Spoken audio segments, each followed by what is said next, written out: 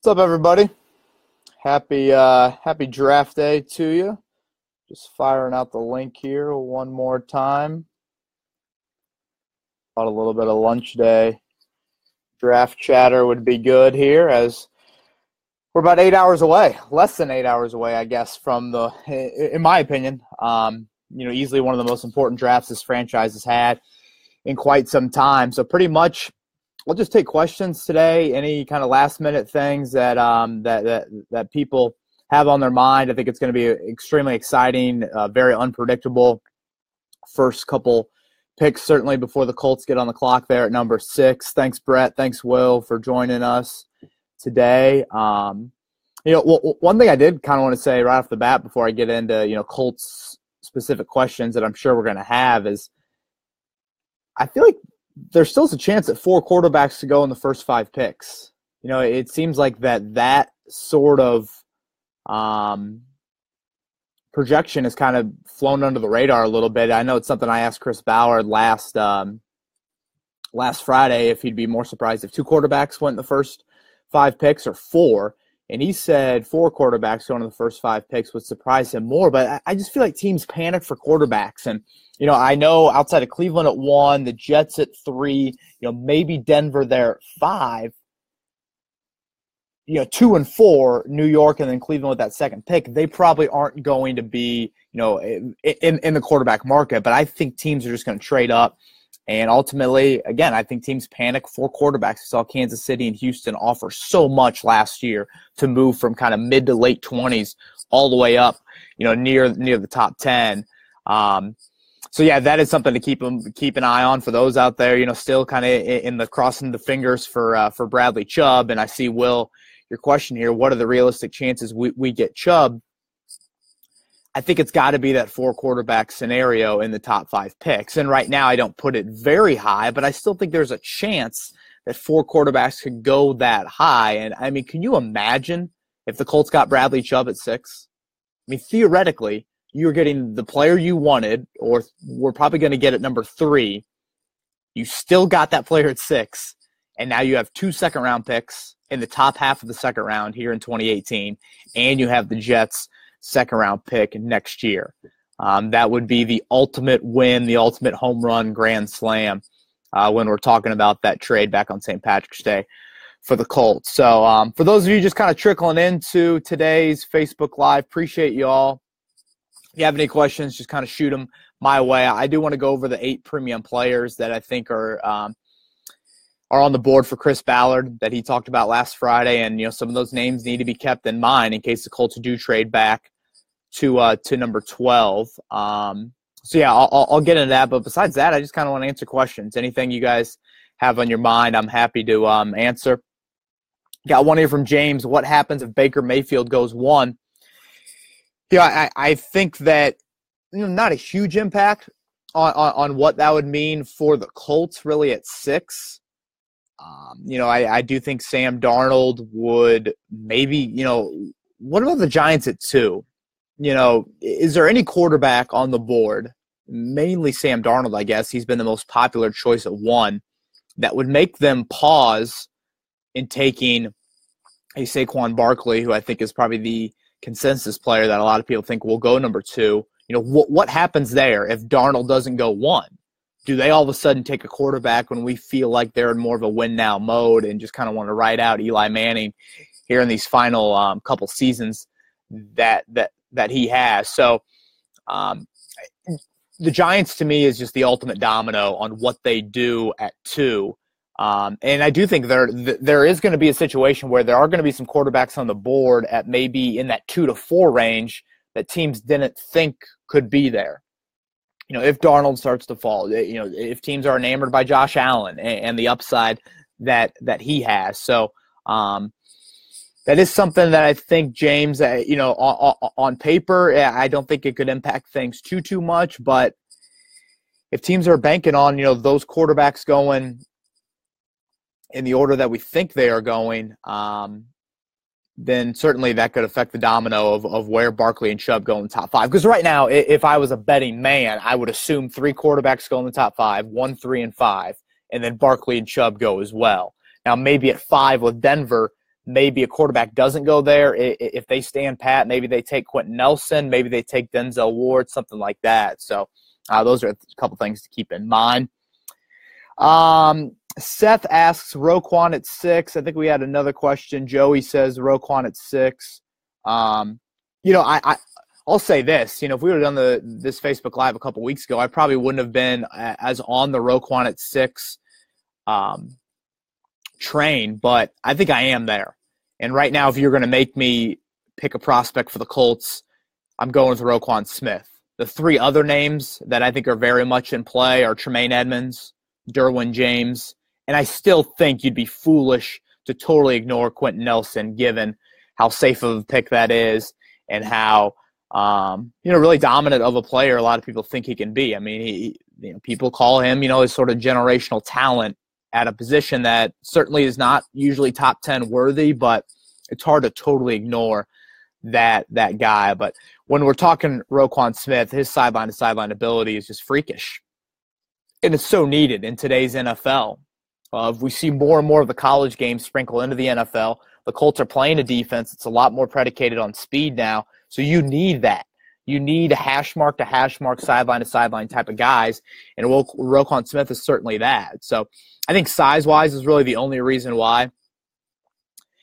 Some people, probably me, maybe think that the 6th pick isn't necessarily the ultimate value for him, but I think he's a really, really good football player. And sure, could you trade back a couple spots and maybe still get him? Yeah, but do you want to run that risk, here in about 8 hours? Probably not. So right now, if you're going to make me pick one prospect for the Colts, I'd probably go with Roquan Smith there at 6.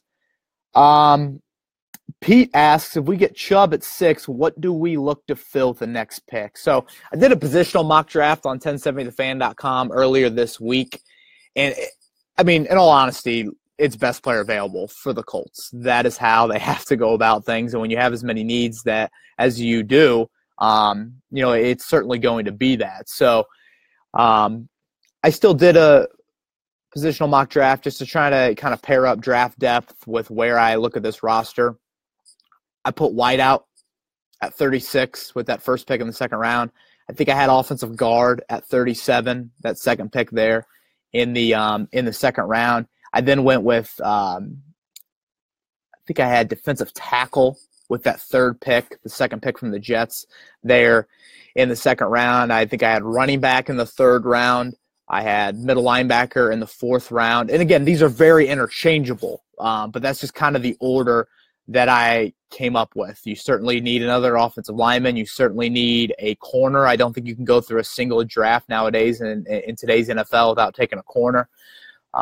So those are kind of some of the positions and how I rank them.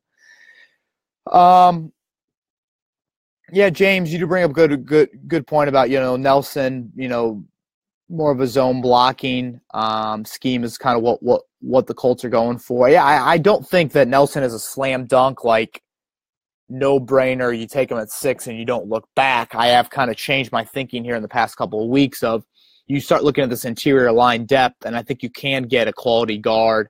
I'm certainly not at the level of Nelson, but you get more of an impact position there at 6 and then take care of an offensive line need there in the second round.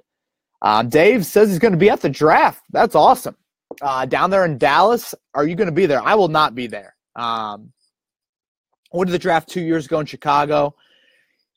It's just not a great media event because if the player that you take is not there, i.e. Ryan Kelly 2 years ago in Chicago, it's pretty worthless in all honesty. So I'll be at the Colts complex watching the draft. We'll get a conference call with the player when the selection happens, a couple minutes after that. Should hear from Chris Ballard and Frank Reich, shortly after that as well. I'll do another Facebook Live from the complex just with my initial thoughts, and then obviously plenty of written content on 1070thefan.com. So, it's a fun event. I think it's cool to see, just the setup. It looks like Dallas has an, unbelievable setup, but from a media standpoint, it's just really not worth it, to be honest with you, especially when, there's a chance that the prospect that your team is drafting is not going to be there.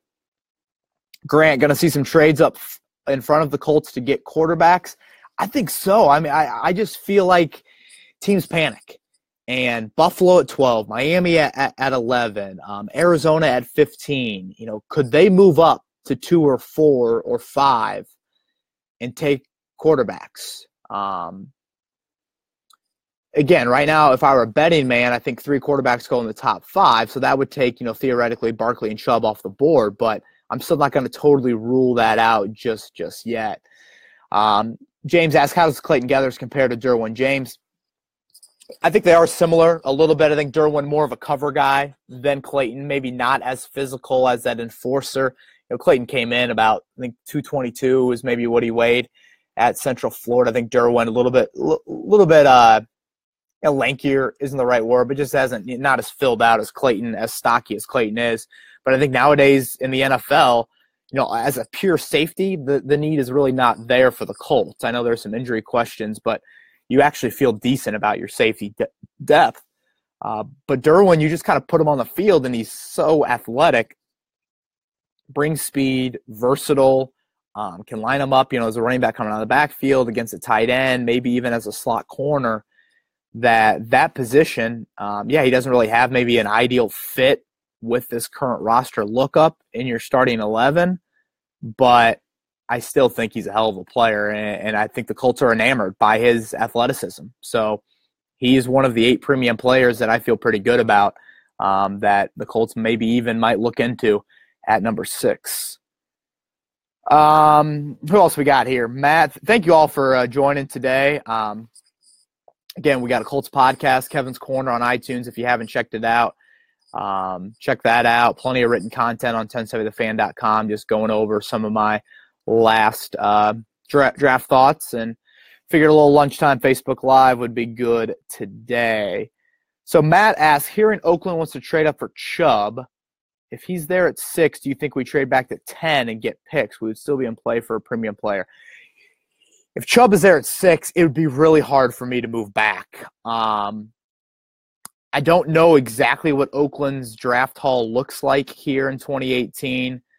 You would be moving back 4 spots, so you would need some sort of second, third round combination compensation, and just moving back 4 spots. So if Chubb's there at 6, I just cannot see a trade package being that good. I think he's the ideal 4-3 fit. I know Chris Ballard loves the edge rush depth in this class and feels like there are fits past the first round.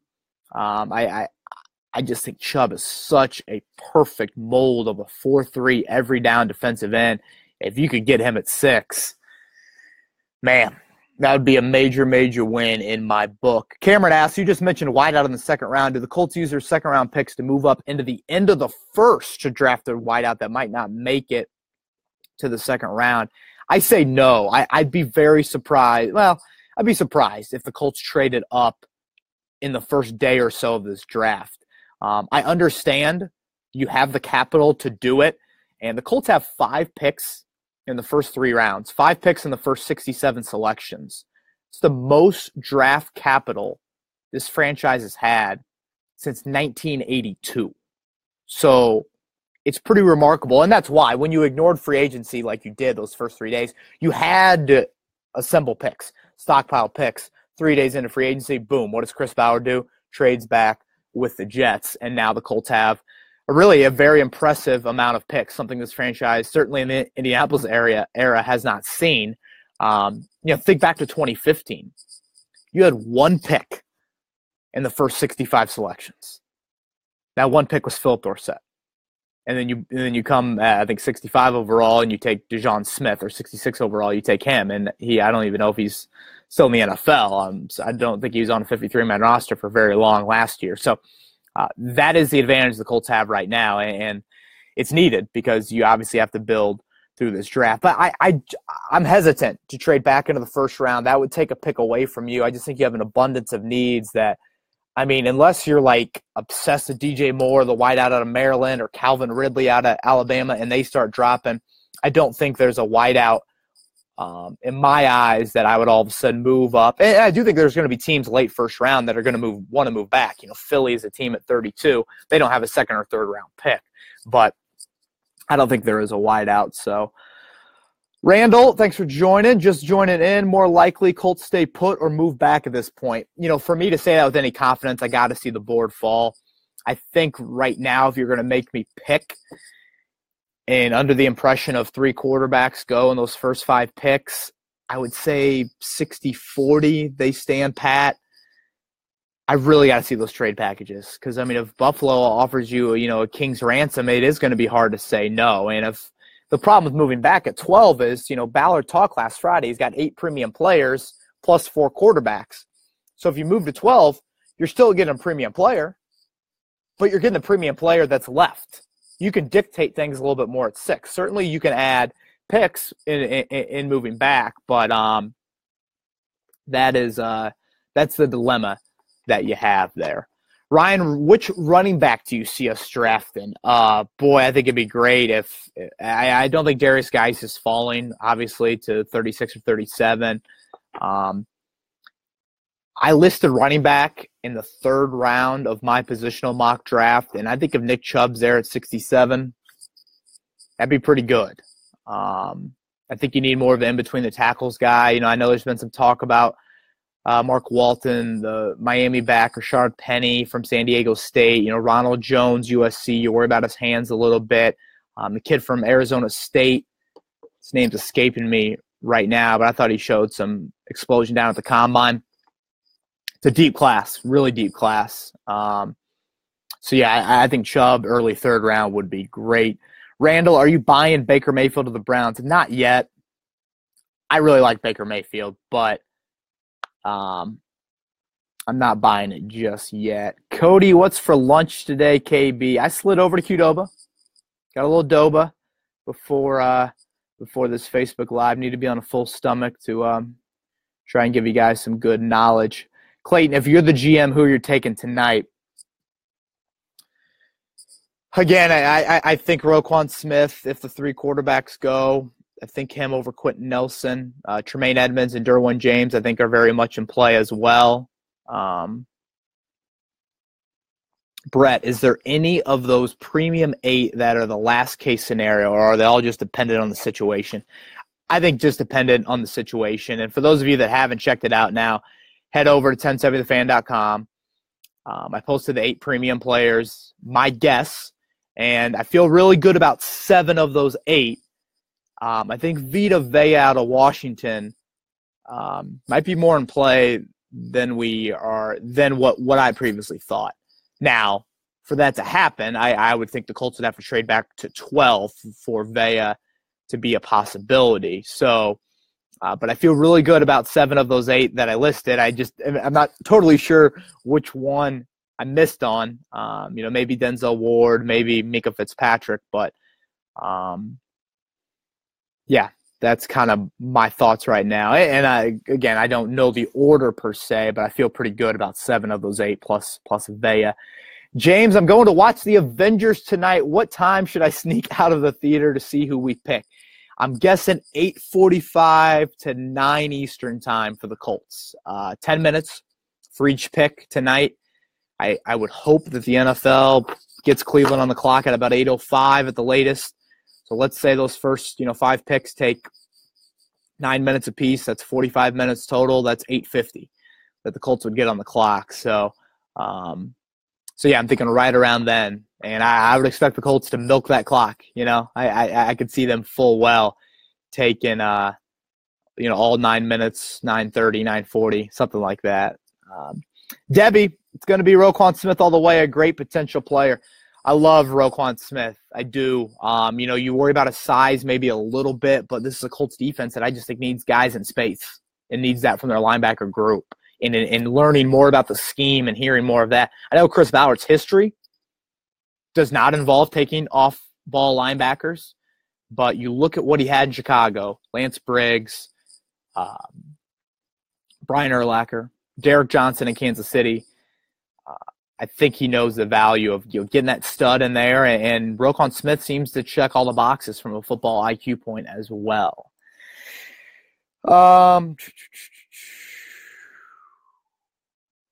Yeah, I'm just not sold on Nelson at 6. I think he's a really, really safe bet and all of that, but can you get a guard in the second round? Does Will Hernandez fall? The kid from Nevada, I think, is also in that mix. So yeah, I mean, I don't think fans should be mad about Nelson. Like he fills a need for the next decade, and arguably one of the most pressing needs that you've had. But I still think you could get around that a little bit. Seth says, I'd trade back into the first to get Geis. The thing about Geis is he the second running back? If he is, I don't see him lasting past about mid-20. So you would have to trade pretty high up into the first to get him. So I don't think I would want to risk the draft capital in doing that. I think Darius Geis is a really good player, though. Eddie says the most glaring need to me on the Colts defense is middle linebacker. I mean, if you were looking at straight roster, Eddie, you're probably right. Like, some of the names at linebacker are scary and not in a good way. Like, inexperience, not great fits for this scheme. So, yeah, I do think, like, if we were just ranking strictly personnel equating to your needs and how inexperienced and how much you lack in talent, I would think middle linebacker is right there. Probably about 10 more minutes, everybody. Thank you all again for tuning in.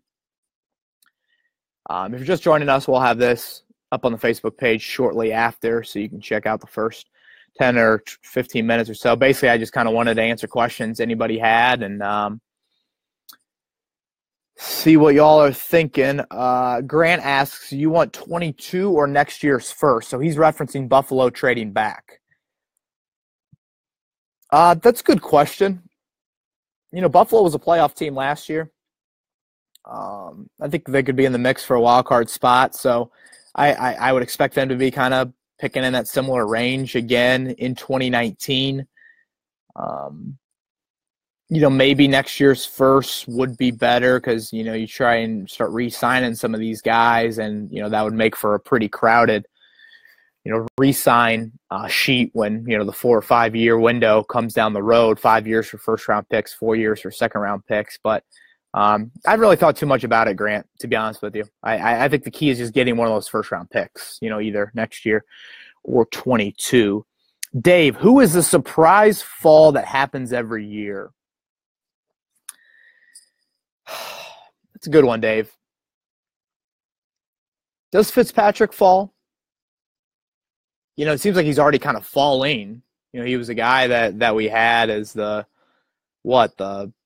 probably a top 5 pick, potentially, back, after Alabama won the national title. But now this is a guy that I think could be kind of back into the top 10, doesn't have that ideal position fit. It's hard for me to see a Brady Quinn type fall out of one of these 4 quarterbacks. I know there are some questions about Josh Rosen, but it's like, are we questioning a guy that's just, extremely just a little different with his level of intelligence? And I think, Aaron Rodgers is wired differently. Tom Brady is wired differently. Peyton Manning was wired differently, all in different ways. Andrew Luck is wired differently. Quarterbacks are weird. Like, they are. You got to be weird to play that position. You got to be extremely smart, but you got to be wired a little bit differently. So I don't see any quarterback falling like outside of the top 12 or something like that. Ryan asked about Marlon Mack. Marlon Mack is a huge, huge piece to this football team, and that's why I go with Chubb. I like the complimentary. Here's my change-up, Greg Maddux change-up to start a game, and Nick Chubb, and then boom, here comes my Aroldis Chapman fastball, and that's Marlon Mack that I'm blowing by you. So I think that is what you need compliment-wise. Marlon Mack is a huge piece to this offense. Do I think he's a 3-down, 25-carry, day one starter right now? I don't. Needs to improve in pass blocking. Needs to show that stiff arm, he had on Jadeveon Clowney to end Week 17 last year. Those are the physical signs you want to see moving forward out of Marlon Mack. Randall says, where are we going to find a legit pass rusher? Sounds like it's Chubb, and that's about it in this draft. I mean, to me, I feel like there's a steeper drop than Chris Ballard does. Ballard doesn't believe that. So That's what you have to start weighing is I have questions about Harold Landry, Arden Key, Marcus Davenport, because I look at Chubb as such the perfect fit for your scheme. He's every down. He's got multiple pass rush moves. His production in the run game and in the pass game were there. And I just put him in a class by himself. I think Saquon Barkley is in a class by himself at running backs, but I think like 2 through 8 on the running back list is bunched together more and a little bit closer together than pass rusher, if that makes sense. Who else we got here? See Maddie's in the chat. Maddie, good to have you in here as well. Always good to get a little bit of a female audience. Grant, quote of the day, quarterbacks are weird. Was that politically correct? I don't know if it was, but they are weird. Are they not? Quarterbacks are weird. Hank, does someone trade up into the top 5 to get a quarterback? Hank, I would be surprised if we didn't see a trade in the first 5 picks, right? You know, I think the Giants at 2, I think Cleveland at 4, I think even Denver at 5. I think they all are listening long and hard at trade calls. And you know that those calls are coming in rampant right now. And they certainly are once those teams get on the clock. And think about Chicago last year. Did anyone expect them to move up 1 pick? They moved up 1 pick. They gave up like a third and fourth rounder, I think, to get Trubisky, when all along you felt like San Francisco was going to go ahead and take Solomon Thomas out of Stanford. So, yeah, that is kind of my thinking on that. That's why I believe the 4 quarterbacks could go in the top 5. It might not happen with those 4 teams that we currently see in the top 5, but I just think the first 5 player selection, let's not rule out 4 quarterbacks being picked in that group just yet. Couple more questions here. Ken, none of Rosen's teammates went to his birthday party. # drop. Was his birthday party when he had the girls in the hot tub? I saw that earlier. Zach, do you take Denzel Ward or Derwin James? You know, this one's tough for me. If I was just talking corner versus safety, I'd probably take Ward just in terms of position value and like what the Colts have on their roster, what they need going forward. But I'm thinking big picture. I'm thinking just getting more athletic on defense. I'd probably take James. That is kind of my thought process with the debate on those 2 defensive backs of, you know, Denzel Ward has great speed and all of that, but, you know, you kind of worry about his size and stuff like that. So Derwin James, again, I don't think you need a safety of Geathers and Hooker, and you still have Matthias Farley. Is this finally the time T.J. Green shows something in this defensive scheme now that it's predicated on speed? Probably not, but who knows. Connor Perry, it's good to hear from you. Connor, what would you want in return if we traded the 6th pick to, let's say, Buffalo for you to jump on it and drop back? Well, you're going to need 12, obviously. I think you need 22. I think you need that second first-round pick out of the Bills. I mean, you probably, again, need something around the 4th round. Because if you're going to move back from 3 all the way to 12, that's a pretty steep drop.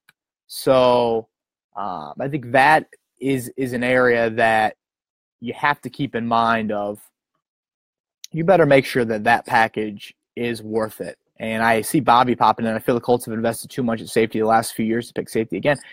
Part of me agrees with that, Bobby. And that's why I put Roquan Smith, probably Tremaine Edmonds above Derwin James. But I think Derwin James is in play for the Colts. I just do. Cody, if Giants draft Barkley and Browns trade 4, how realistic is that 4 quarterbacks are taken?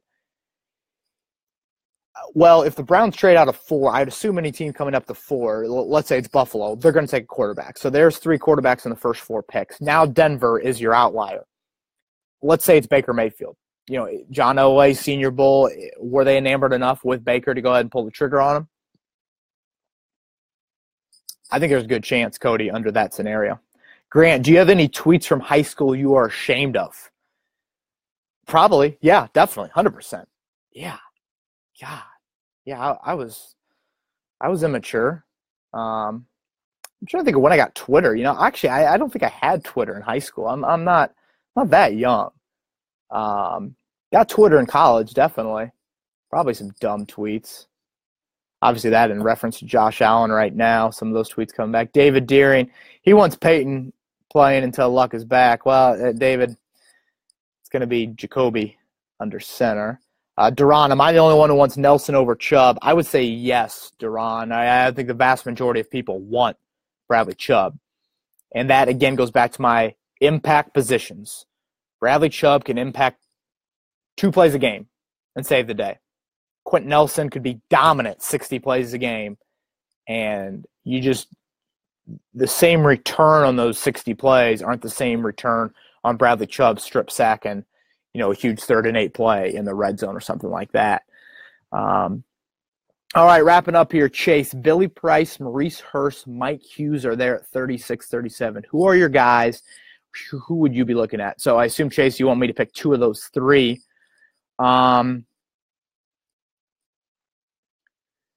Okay, let's say you get Roquan Smith at 6. I'm going to go Price and Hurst there.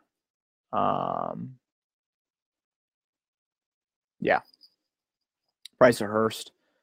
Is Hughes going to fall that far? I mean, I know he's got a little bit of the off the field, but that seems pretty far for him. Double D's back. Thoughts on the current draft format? I feel you should at least have the second round on Thursday as well. Man, I would love it. I love the draft, but I hate watching it. I hate how long it takes. Get over in one day. But, it's not about me. It's about the viewer. It's about the NFL making money. They're geniuses. First round, everybody will watch. Those ratings will dwarf anything on the NBA playoffs tonight. And then tomorrow, those ratings will dwarf anything on the NBA playoffs again. It's just how it is. And then Saturday, they're going to be, noon to 7, rounds 4 through 7, and we're all going to watch. Don't act like we aren't. I've got to, but I hope you guys want to watch it. Ken, you mentioned the running backs 2 to 8 being close in your opinion. Who's a guy or 2 that you like of those guys? Geis, I love. Mark Walton, I like. Chubb, I like. Rashad Penny, I probably like a little bit more than others. The Arizona State kid, again, his name is escaping me. Sonny Michel, you definitely like. I just feel like that group is probably a little bit more close together than pass rusher. So if you guys have any more questions, pop over to Facebook, Twitter, whatever. You guys know where to find me. I'd be happy to answer anything. Pete, the last one, was it goaltending? It was goaltending last night, Game 5. I know there's a little bit of question. I had some question about, is the ball above the rim, those sorts of things. It was goaltending. A couple missed calls there late in the Game 5 for the Pacers on both sides of the floor. That LeBron – thank you, Chris Ballard. That's the Arizona State running back that I keep on forgetting. But yeah, 2 calls. Thad Young, when he stripped LeBron, should have been Cavs ball, and then on the other end, obviously, should have been goaltending. So I've got that up on 1070thefan.com, hearing from the head of officials for the NBA. So must win for the Pacers tomorrow night. Colts coverage. I'll be at the complex tonight, and Victor Oladipo definitely has to play better. What is he, 12 of 50? In the last 3 games. Unbelievable year for the Pacers, unbelievable year for Victor Oladipo, but to beat LeBron, you got to get better from your all-star. So thank you all for tuning in. Again, this will be up on my Facebook page if you missed anything, and if you have any other questions, just hit me up. Enjoy tonight, guys. It should be fun.